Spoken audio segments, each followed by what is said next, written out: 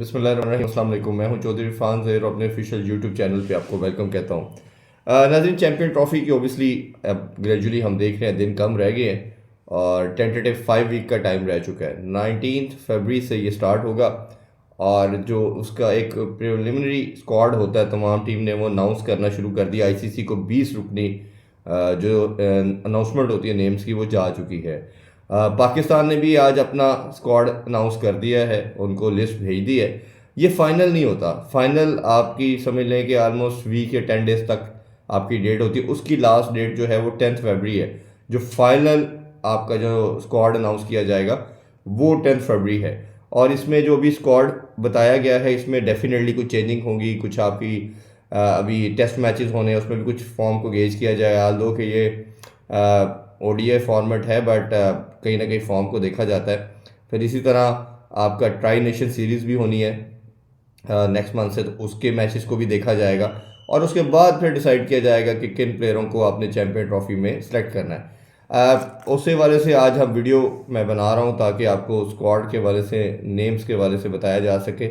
मोहम्मद रिजवान जैसे as we know वो as a captain होंगे और Salman Ali Agha vice captain. Further Babar Azam है जी, तैयब ताहिर हैं, इरफान खान न्याजी हैं, अब्दुल्ला शफीक का नाम भी है, नसीम शाह है, उस्मान खान है, शहनशाह अफरीदी हैं, हारिस रऊफ है, अबरार अहमद है, उसमें कामरान गुलाम है, इमामुल हक है। ये नई इंडक्शन है, ये टेस्ट में भी इनका कम बैक हो चुका है और अब ये उस पहली जो प्रिलिमिनरी अनाउंसमेंट है नेम्स की उसमें भी आ चुके हैं। फ़खर जमान सबसे बड़ा नाम जिस पे बहुत बात हो रही थी और मैंने अपने शो में भी ये आपको ब्रेक की थी बात कि उनको ग्रीन सिग्नल मिल चुका है।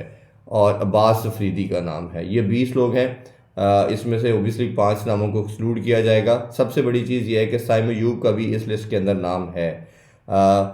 Obviously it will be dependent कि उनकी जो इंजरी है हाउ इट गोज़, इम्प्रूवमेंट कितना आती है, किस तरह वो उसको रिकवर करते हैं, ये सारा कुछ उस पर डिपेंडेंट होगा। तो ये आपका स्क्वाड है। 20 के स्क्वाड की हद तक यही आपको लगता था। एक नाम जिस पे बहुत बात की जा रही थी शादाब खान के नाम के ऊपर कि उसको भी ग्रीन सिग्नल मिला हुआ है और वो अकेडमी में प्रैक्टिस कर रहे हैं। मेरा ख्याल है कि शायद उससे सेटिस्फाइड नहीं है कोचेज़ और जो उनकी इंजरी के बाद जो रिकवरी फेज़ था वो शायद अभी उस तरह अप टू स्टैंडर्ड नहीं है और इसी की वजह से वो थोड़ा सा भी डिले है। बट यू नेवर नो इन पाकिस्तान, अगर हमारे जो अबरार या सुफियान मकीम इनसे अच्छा परफॉर्म नहीं होता तो डेफिनेटली उनके चांसेस हो सकते हैं। बट मुझे कहीं ना कहीं लगता था और मैंने हमेशा बात की है कि अगर आप टेस्ट में साजिद खान जैसे स्पिनर को इंक्लूड कर रहे हैं और जो पाकिस्तान का one of the finest off spinner है, आप उसके साथ चांस ले सकते थे और उसको आप ओडीआई में भी खिला सकते हैं। He is not only good in bowling, वो इज एज ए 6-7 बैटर के तौर पे भी he can be very very much beneficial for the team. उनके पास यूटिलिटी काफ़ी है, बड़ी हिटें लगा लेते हैं और हमने उनको टेस्ट मैचेस में भी देखा, तो ऐसा प्लेयर आपको बहुत बेनिफिट दे सकता है। आई एम श्योर कि शायद टीम इस पर सोचे और अगर ये जो 2 मैचेस की वेस्ट इंडीज़ के अगेंस्ट सीरीज़ है उसमें कुछ अच्छा एक्स्ट्रा ऑर्डिनरी परफॉर्म करते हैं तो शायद उनको कंसिडर किया जाए। बट शायद मैनेजमेंट ने सोचा हुआ है कि वो टेस्ट की हद तक खेलेंगे और उनको कंसिडर नहीं किया जा रहा। बट एक ऐसा प्लेयर मेरा ख्याल है उसको सोचा जा सकता है, सोचना चाहिए। और अगर इन दोनों में से कोई भी शादाब या साजिद खान में से आप कंसीडर करना चाहें तो जिसकी फॉर्म बेहतर हो उसको लेके जाया जा सकता है। ओबियसली स्ट्रेट वे शायद आप अबरार को ही खिलाएं एज स्पिनर और सलमान अली आगा आपके सेकंड स्पिनर के तौर पे होंगे। बट अगर कहीं ना कहीं मुझे लगता है कि साइम अयूब नहीं फिट होते तो फिर शायद आपको एक रेगुलर दूसरा स्पिनर भी खिलाना पड़ेगा क्योंकि सब कॉन्टिनेंट की पिचेस में एक स्पिनर के साथ आप सर्वाइव नहीं कर सकते।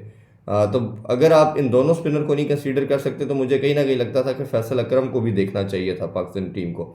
जिम्बाब्वे के अगेंस्ट बहुत शानदार बॉलिंग की, मुझे उनका कंट्रोल बड़ा पसंद आया। बॉल में स्पिन बहुत अच्छी थी, उनकी ग्रिप बड़ी अच्छी थी। बॉल उनकी लैंड करने के बाद गुगली भी बड़ी अच्छी करते थे, ग्रिप भी बड़ी तेज़ थी। ग्रिप करने के बाद स्पिन भी बहुत अच्छा करता था बॉल। तो शायद उस बॉलर को भी आपको कॉन्फिडेंस देना चाहिए था बट साउथ अफ्रीका में कंसिडर नहीं किया गया। अभी देखते हैं ट्राई नेशन में उनको सोचा जाता है या नहीं। तो ये आपके पास एक अपॉर्चुनिटी होती है बट एकदम से बड़े इतने बड़े इवेंट के अंदर आप डाल देंगे तो शायद उनके साथ भी ज़्यादती होगी, आपके पैनिक होने के चांसेस ज़्यादा हो जाते हैं और बच्चा जो मोराल हाई होना चाहिए वो डाउन हो जाता है। तो ये सारी चीज़ें हैं।